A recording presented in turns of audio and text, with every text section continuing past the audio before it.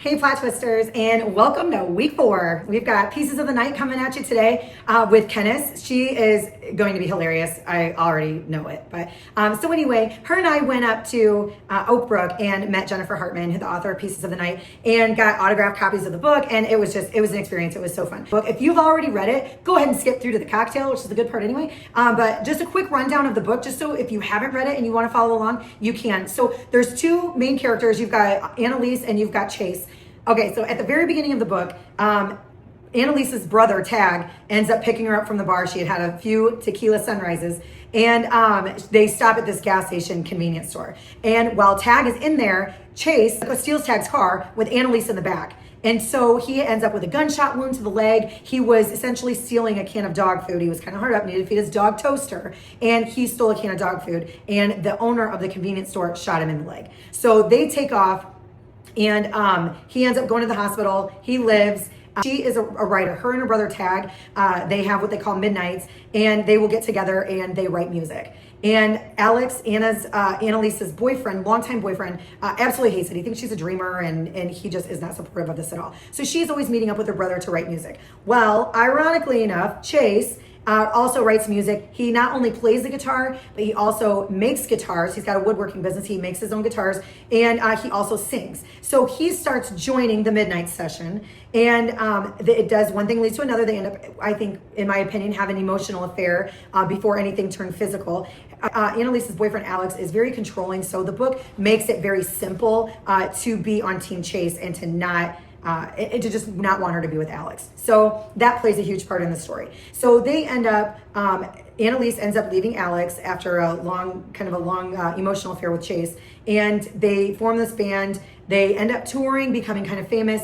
Chase runs into some health problems, ends up with a brain tumor, kind of takes off and goes to this remote location in the woods. And Annalise, Tag, and the bandmates, they end up coming to find him, and we'll get through the rest of it in the throughout the review. But that is just kind of a brief synopsis. All right, while we're waiting for Kenneth to get here, you know the drill by now. Week 4, meet me at the bar.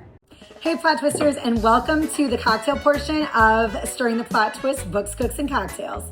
On page 1 of Pieces of the Night, we've got the FMC, Annalise, who is in the bar, and she's had just a couple too many tequila sunrises. So that is exactly what's on the menu for today.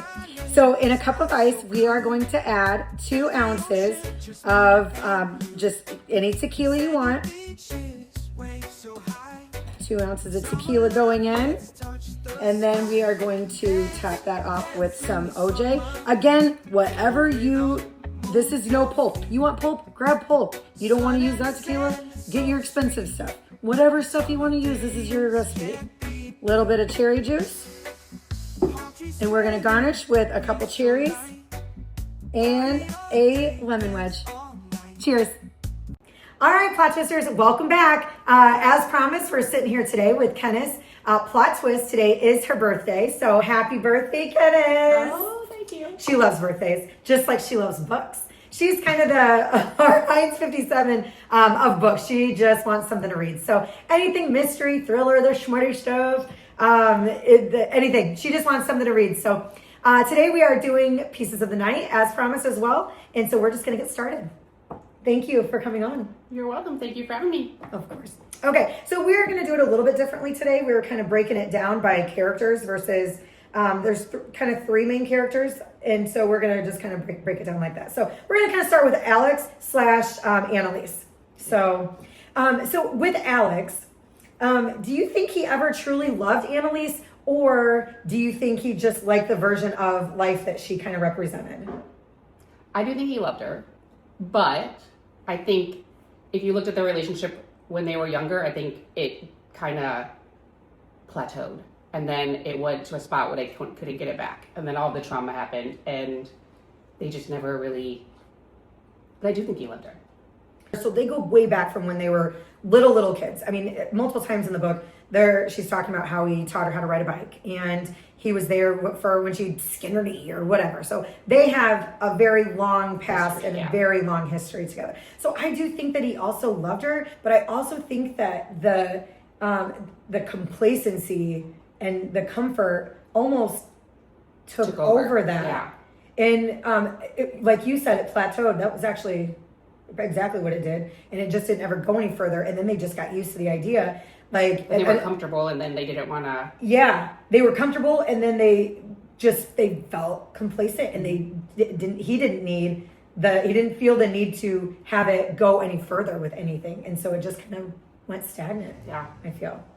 So he tended to have a little bit of a controlling side in this book. So do you think that he was intentionally controlling, or that he was genuinely trying to protect their future that they had believed for so long was supposed to be their future? maybe a little bit of both. I think that sometimes he didn't realize how controlling he was, and I think she didn't even realize it until she was starting to put the pieces together and see, the points of view from other people after they said, oh, well, he doesn't let you do this, or where'd your friends go? And, sometimes when you're in it, you can't see it. Mm-hmm. And I don't think she saw it immediately. I feel like he was just an asshole. Yeah, I agree. And but not like, when she said, oh, every time my parents come in town, we have plans. Like, so that she wouldn't see them, or, whatever it was. And she didn't have many friends, but I also think a lot of this was on her. Agreed. I think that she, like I said, she wasn't realizing all of these things as they were happening. She was just kind of stuck in a pattern. And in that pattern, she felt comfortable with him. She kind of just followed his lead. Mm-hmm. She was working for him, living with him. He was literally in every aspect of her life. Yes. But then when it started getting to the level where he was like, I did this for you. You live in my house. You work in my restaurant. I'm like, ooh. She kind of set herself up for that to be her position. But the whole time, I think that they did just firmly believe that this was the path that they were supposed to be taking. But I do think that she knew that he was controlling. I think that the whole time she was just like, oh, well, this is it. It is what it is, and this is what it's supposed to be. Yeah, but I feel like guilt is one of the themes of the book for multiple characters, especially hers. Yeah. And without that, guilt of the accident and his TBI, which she blames some of his behaviors on. I didn't get into that in the synopsis. Really? Oh. No, so go ahead. Let's explain the accident. So they're involved in a car accident, and he has a traumatic brain injury, which gives him mood swings, some aggressive behaviors, and she kind of just blames that for a lot of his attitude and behaviors. But it was also, she was freshly 16, and he was trying to teach her how to drive. Right. And he was sitting there yelling at her the whole time. And so, yes, that accident. This is where the opinions where I'm just like, sometimes I'm definitely the unpopular one. But it was almost like if he would have just relaxed, the accident probably wouldn't have happened. So I don't know. I remember being 16 and learning how to drive with my family, and I was like, I remember being 16 and being like, shit, I've been driving for 6 years. Somebody had to get the milk. Kirk and Jamie, you're never living that shit down. She harbors guilt about the accident, and he makes sure that she knows that she's at fault. Do you think that he ever really saw her for who she was? I don't think so. I think that he just, because of the way, he kind of blew off the karaoke or the open mic night. Yeah. And blew off her music and her writing and her dreams. Yeah, I feel like he didn't look at her that way. He just looked at her as, this is my relationship, this is someone I've known, and we're just gonna be together. And I feel like he felt that she was super unrealistic and just a dreamer. She would have, they call them midnights, where she was going and meeting up with her brother Tag, and at midnight, because that's what was convenient for their relationship. And I think he felt that she was, very unrealistic and just a dreamer. Like, she wasn't taking anything else seriously. But in her mind, this is where she wanted her life to go. Side note, as a Taylor Swift fan, for the author to call out Taylor Swift and Midnight so many times in the book and then not have any songs from that album on the playlist blows my mind. Did you catch that? Oh my gosh. Midnight Rain would have been a perfect song to show the relationship between Alex and... So you think when she was referring to Midnights throughout the book that it was a Taylor Swift reference? At the beginning she does. She talks about Taylor, yes, because there was a line or two, I wish I could point it back, and I'm like, oh! Now, after us meeting her, and her describing how far in advance she writes her We book. need to get into that. Oh my gosh, I Like- cannot believe we didn't do that. Yeah, I think, oh, wait, did she write this book before Midnight's came out and then try to weave part of it in Okay. there? Well, yeah, like when we met her in The Author, she explained how far in advance she writes books before they actually are released. Yes, that was mind-blowing to me. Yeah, because I'm like, how do you stay so on top of things? Because there's a lot of current events and things that happen in a lot of her books. So since this book was published, it just came out in February. No, we went and saw it in April. April. It was April. Whoa. Time flies when you just read all the time. So this book just came out in April, and she already has her next book written, edited, done, and just waiting to be released in January, right? Yeah, and the other book is finished that's coming after that. Yes, and it's being edited. Like, it's a crazy long process.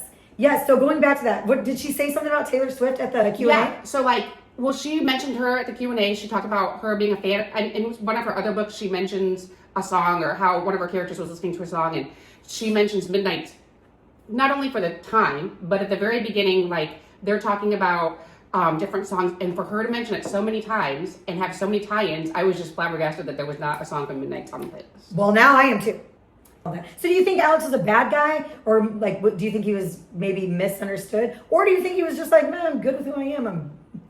You know what I mean? I mean, I don't think he was horrible. I don't think he was like the best guy. I think that we only saw, like, I did like when they included his chapter and his perspective. I'm like, oh, I kind of wish we would have gotten some more chapters from different perspectives. So I listened to it because I didn't want to put any flaws on my autographed book. And so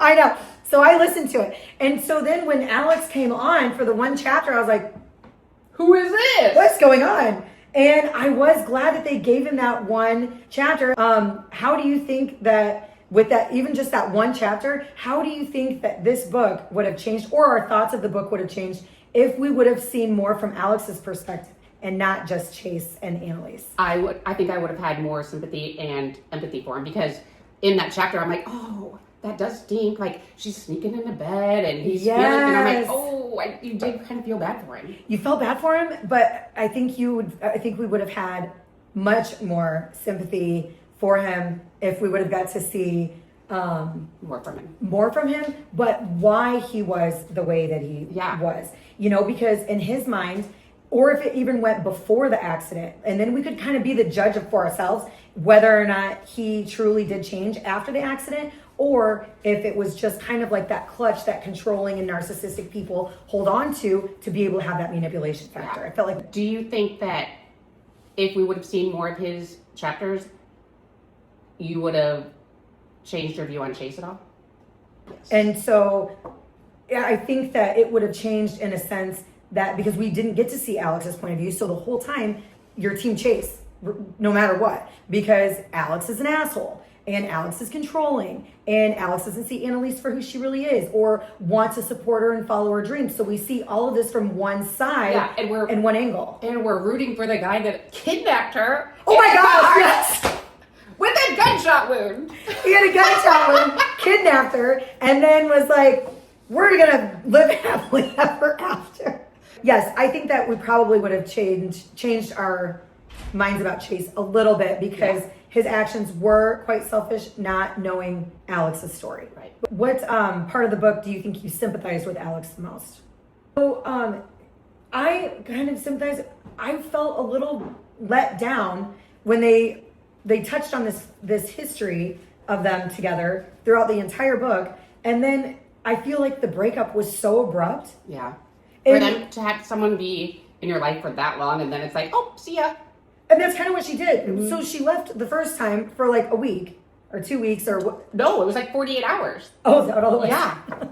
And I was like, wait a second, they're back together? Wait. Yeah, and so she went home, and that's when he's like, well, the last thing he said to her when she walked out the door was, you'll be back. But I just felt that the breakup, when they were pushing so much for you to gravitate toward the fact that they had this history together since they were kids, and then she left for 48 hours, and then she came back. Yeah. And then she just packed her shit and left. See ya. Yeah. And then did you keep kind of waiting for Alex to come back into the picture? Well, when she went back to the restaurant to see, like at the very end when she's meeting Pavardi. Yeah. Is that how you say it? Pavardi? Yeah. I was like, oh, maybe this We'll will get be to a good, that, too. Maybe this will be a good closure for them. And then she's like, no, I don't even want to go in there and see him. And I'm like, No, she did go in there and see him, and he was yelling at everybody. Remember? She was. So this Amnesia. is that. Yes. This is my book bestie who has book amnesia, and within like hours. yes, like the next day I'll be like, okay, so we finished this book together on the same day. What did you? She's like, what? What was the female main character? Every book I read, I will be so into the book and I will love it and I will feel every emotion and then I close the book and it's over and I'm like, I have no idea what I just read. I can't tell you anything about it. It's true. And so I'll try to go back and talk about it. And she's like, how do you remember this? I'm like, I don't know. How do you not remember? She remembers every specific detail though. Yeah, Like, it's weird. Except for the midnight scene. I didn't catch on to that though. But so speaking of amnesia, I don't remember what the hell we just had amnesia about. Oh, because she went in at the end. She went in yeah. and he was yelling at everyone. And then she's like, I'm gonna go outside and wait. Yes, and that's when she was like, oh well, he's not changed. He's still an asshole. But I just felt like the breakup was a little abrupt. Like in the very beginning, what were your first thoughts of Chase when he stole the damn car? Well, ironically, I'm like, his name is Chase and he's stealing a car. Oh my god! Whoa, Jennifer! You writer! And then the other brother's name is Tag. I'm like, oh my god! What the hell? Chase and Tag, and he's stealing cars. And it was Tag's car. Oh my gosh! So they pull into the gas station. Tag and Annalise pull into the gas station. Annalise is drunk.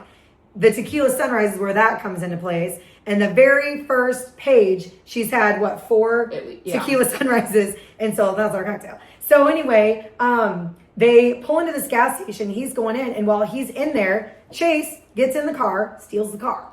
Okay, with Annalise in the back. Right, he doesn't realize she's in there. Yes, he's also bleeding profusely because he's from a gunshot wound. Yes, and he stole a can of Dr. We're gonna call it. And he steals the car, mm-hmm. and then he's like. And he's bleeding from the GSW. And he's like, I'm not dangerous.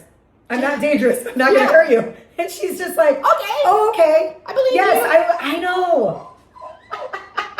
I would have been like, tuck and roll. I would have opened the car door. Oh my gosh. I'm like, what in the world? And then the fact that they go back to his house and he's still like, she's helping him in the house, ends up calling the ambulance. And then while he's in the hospital with this, getting his GSW taken care of, she's at his house taking care of the dog. Taking care of the dog, writing little lyrics. Yeah. That was a little far-fetched, like, at a first. little bit. But I still turned the page. I'm like, oh, I know, same. But then me too, I'm like, it could happen. Yeah, you never know. You really don't ever know. I'm sure weirder things have happened. Chase's biggest internal battle throughout the book was guilt over his sister dying. So his sister, the whole book, he thought she had drowned. She was an excellent swimmer, thought she had drowned. She had these headaches really bad one day. This is all going to come back here in a minute. She had these headaches really bad the day of a swim meet. And her mom and dad, their mom and dad, Chase and his sister's mom, Stella was her name, they made her still go to her swim meet. Well, I think they were like warming up or whatever they were doing. And then they found her floating in the pool and she was dead.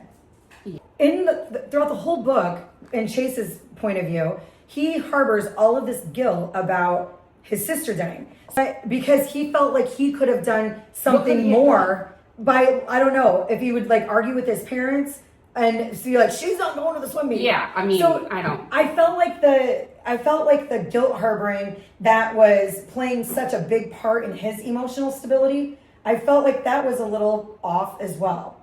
I agree. You know, and I felt like, okay, was he harboring the guilt because he couldn't have stopped the swim meet, or he couldn't bring her back to life? Like, yeah, I don't know. I felt, yeah, that's a good point too, because I just always thought that it was because he should have done more to stop it. To make it so that they didn't make her go to the swim meet. But it was very heartfelt and very emotional to hear him tell the story. Yes. And, and then when you're listening to it too, the narrator, I'm pretty sure, actually cried. And so I'm sitting there listening to it like, oh my God, I get it, Chase. I get it. when Stella comes back in the book, that's when I was like crying. Oh yeah, you should have listened to that part Woo! too. I actually think that I recommend this book On tape? more on audio. On audio. Do you remember that it's her birthday today? On tape? Guess her age. So then, as they're on tour, Chase, Tag, Annalise, and then there's 2 other bandmates. Chase starts getting these headaches, excruciating headaches. And Annalise ends up finding all of these prescription pills in the bathroom in his hotel room. And she's like, Chase, what are these? And he's like, oh, I just get headaches. There's no way. Yeah. So he had to be hopped up on a lot of stuff in order to be able to stand there and strum that guitar. Yes. Over and over and over again. And so after she found him, he's like, okay, we just have a couple dates left or whatever it was. And we'll go do that. And then we'll go do our shows. And then I'll go to the hospital. We'll do this. And then I'll go to the hospital. And then he would switch his medication and then he was fine. But then it was coming back. And the whole time, you knew where this was going. Immediately. You knew where it was going. And so then you're like, oh, great. Like, go to the hospital, Chase! Oh my gosh, it was so nerve-wracking. It made me crazy as well. You know, because you're like, you got a tumor, buddy. You got a tumor in there. And then with the headaches and everything, and it does take you back to Stella, and you're like, okay. I also found it a little odd that he leaves his parents after all this. Like, Stella dies, the sister dies, he gets mad at his parents, and he just takes off, and they don't hear from him, and then they get famous with the band, and then the parents come back and we're like, hey. I know, but there was a part in there, I think they were mad at him too. For leaving? No, I think part of them, because it said in there, we're not mad anymore. So I guess, okay, maybe that's another thing where I just took it as they were upset with him about the death of Stella. Maybe it was about his leaving. That makes way more sense. I mean, it could have been about both. When his parents come, they came, and they didn't even come to see him because he was famous. No. They came because they had to talk to him about something, about these headaches. And because then they're like, are you getting headaches? And he says, yes.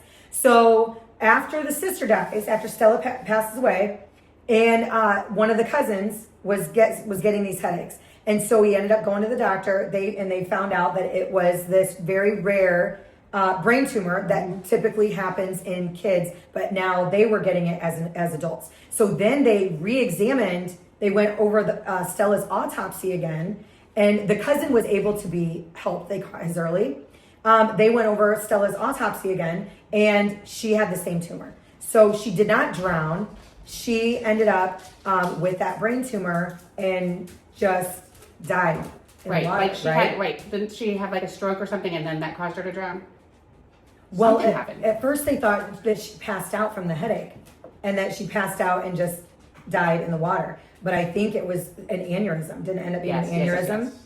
Yes. And then so she just died in the water. So there it was the tumor all along. And so then Chase goes and gets checked out and whatnot and finds out that he has the same brain tumor. So instead of, this pissed me off too.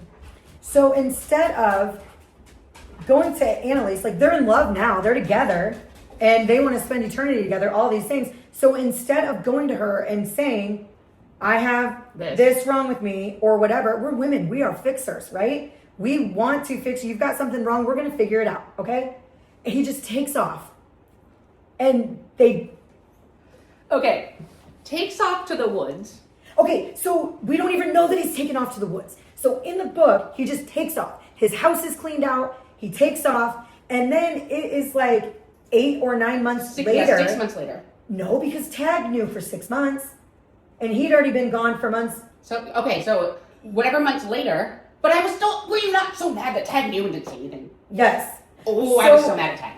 So then Annalise and Tag are talking, and Annalise is still beating herself up about it. Like severe depression, they're not singing anymore. No. She's not writing music anymore. She's not leaving her room. She's and she's living with Tag. So then they're talking one day, and about Chase, and Tag said, what did he say? Tag says he got sent the. Well, he ended up going, do you think he wants you in the woods with him? Yes. Or at the cabin. Do you think he wants you at that cabin with him? And she's like, whoa, what? What cabin? Pack the horse up. What cabin? And then he had to tell her. And then he had to tell her. So she's like, Tag, how long have you known where Chase was at? And 6 months, Tag knew where Chase was and didn't tell her. How badly did that piss you off? I was like, okay, this is where I feel like we almost needed another point of view, because I wanted to know Tag's reasoning a little more on why he didn't tell her. Like, if we would have had a chapter about Tag right then, I wouldn't have been as pissed off. But because we're just like, oh yeah, I'm not going to tell my sister. Because he never even talked to Chase. Chase didn't even know that Tag knew where he was. Chase was a woodworker and had built these guitars for the bandmates. And he delivered them, and Tag, knowing that it was from Chase, traced the sender and found him in this cabin deep in the woods. And I don't even think he ever told Chase that he knew where he was at. He never talked to him or anything. Because remember, Annalise gets to the woods, to this cabin, and she's like, Tag's known where you were from you sending the guitar. And he's like, Tag knew where I was. But then I feel like he had to have said something, because don't they get the checks in the mail? Yeah, but Chase just sent them. Chase sent them all the checks because when he got the check, because he ended up selling the copyright, the patent or whatever it was for his guitars to that company for $725,000. And the exact number. $725,000. Because in my mind, I was like, I would not have sold it for that. I thought that he would have gotten more. Yeah, me too. But so when he got that check, then he dispersed checks to the bandmates because it was his fault that they were no longer recording or touring, right? Right. So I don't think he did ever talk to him. I don't think he did. And so I do not think that it was right at all, even from Tag's point of view, because there wasn't a reason for him not to tell her. Because he never talked to Chase to actually find out why it was that Chase didn't want anyone to know where he was. I did laugh out loud. Okay, what was the funniest part of the book for you? Oh gosh. Honestly, probably, which you're not going to remember for sure. Oh, I think I will. Hold on. I don't know. I think the funniest part was at the very beginning when Chase was talking to his old boss, Saul. No, don't remember that at all. Because when you listen to it, he had this weird little accent. And so, yeah. So I thought it was hilarious. Why? What was yours? I don't know. When she walks in on Kenna and Tag, and she Oh goes, my gosh, she's like, yes. hold on, there's my best friend and my brother. And she's bouncing so hard, I'm expecting a judge to come out and score card. They didn't understand you if I didn't understand you.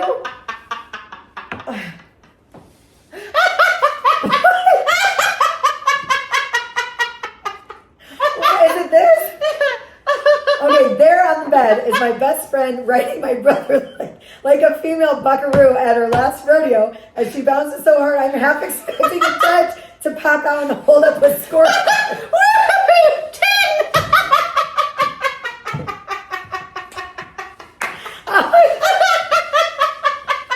I love that you're like, I got it right here. Only way I can remember these things. Not it. How is that when you listen to it? I don't know. Now I don't even remember that part. Shame on me. Oh gosh.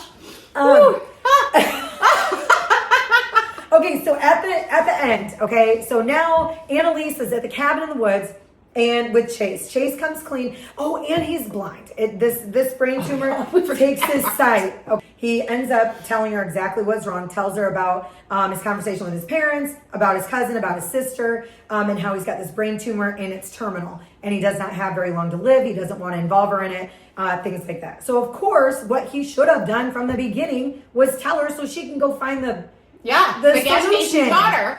So in the very beginning, the gas station, the convenience store gas station that he robbed a can of dog food from, their daughter is in medical school. She is in her second year of residency and medical school. So Annalise goes to, and so with that check that we were just talking about, with the money that he got from the guitars, he actually gave a bunch of that to the owners of the convenience store, and they completely remodeled the whole thing because to try to make it right. They talk about how this incident ruined the gas station family's life because they tried to charge him with what was this specific charge? There was like 3 of them, but it was because he was not carrying a weapon. Right. And so I don't remember what it was called either. There's, I think, 3 different charges. I'm surprised I don't remember this part. That's usually what sticks out to me. But anyway, so they do play up the fact that this gas station families has. Well, then when he got famous, that's when they started getting all the death threats. Yes, and they just have been through the ringer. Like they were paying for the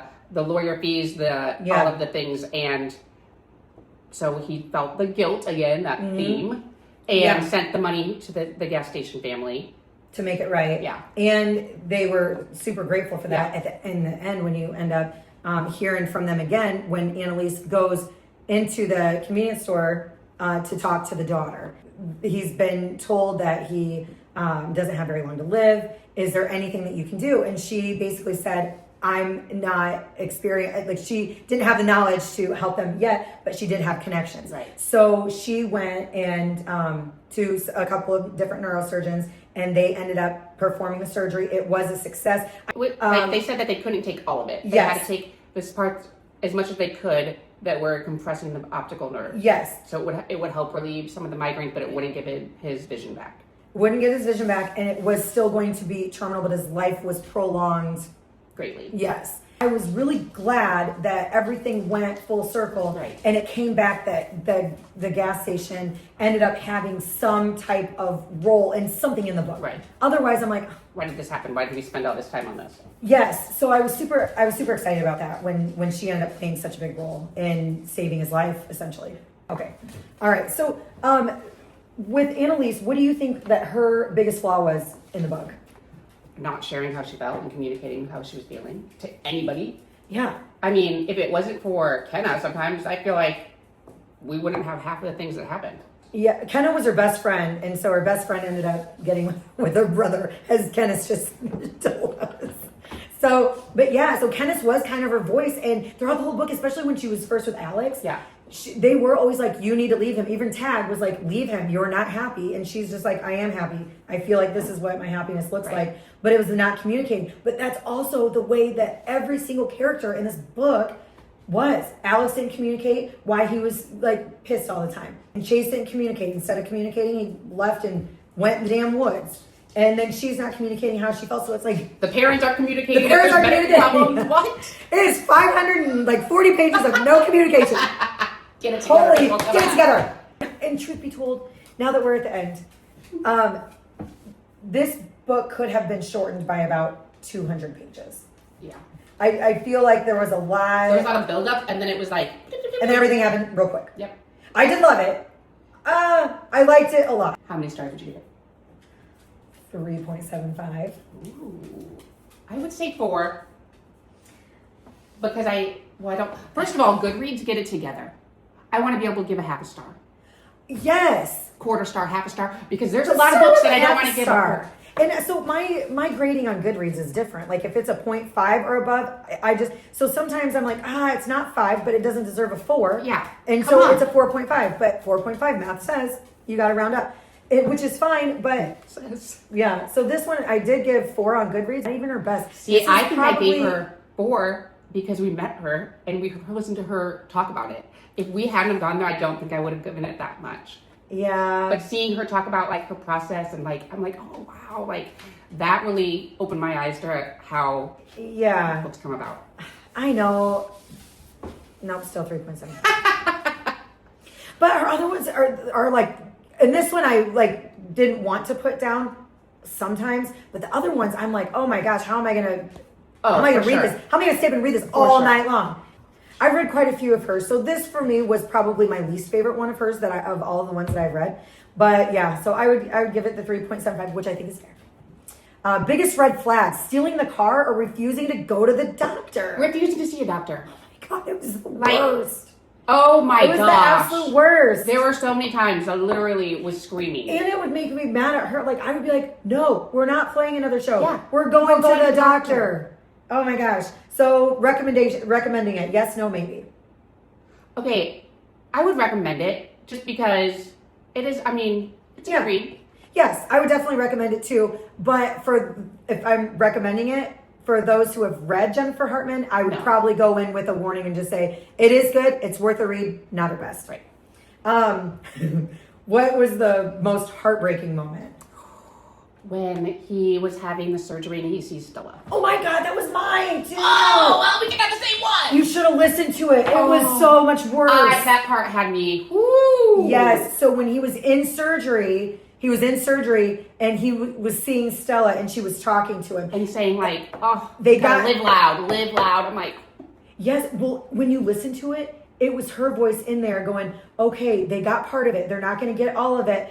Yes, and I was done. Oh, I was done. I was like, oh my gosh. She's like, you're not going to be able to see, but you're going to live. Live loud. You're getting another chance, Chase. Yeah. Live loud. I'm like, oh my gosh. But yes, listen to it. It was so good. Okay, lastly, who needed therapy the most? All of them. All of them. Everyone. All of them needed it. Holy crap. All right. So thank you so much for tuning in. Is that all? Do we have anything else? I mean, we could go for days, I'm sure. I know. All right. Thank you so much for watching. This was a fun one. All right. We'll see you guys next time. Bye, guys.